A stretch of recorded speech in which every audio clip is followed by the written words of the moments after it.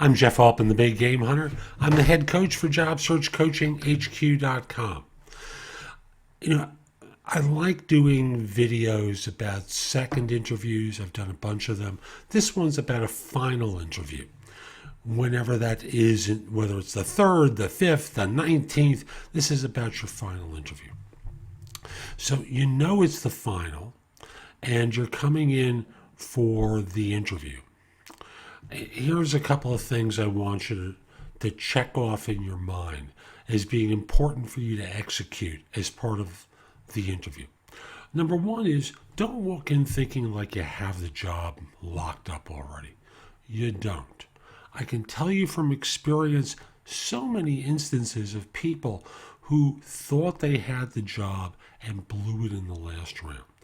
There are a million ways that they make the mistake, but I just want you to arrive not thinking that this is all locked up.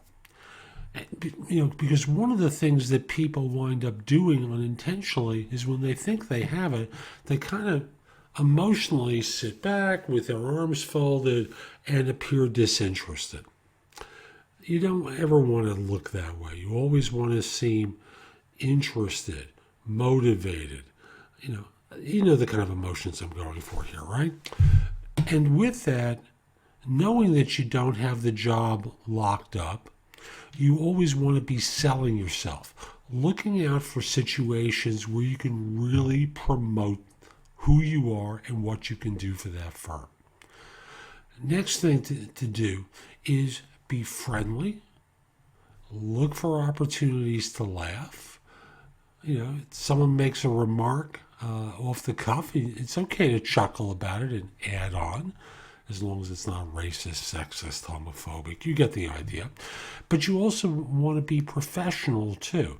You don't want them to think you're a ha-ha kind of guy. By that I mean someone who just laughs and jokes and is a good old boy. You want to make sure that they know you can be serious-minded and professional.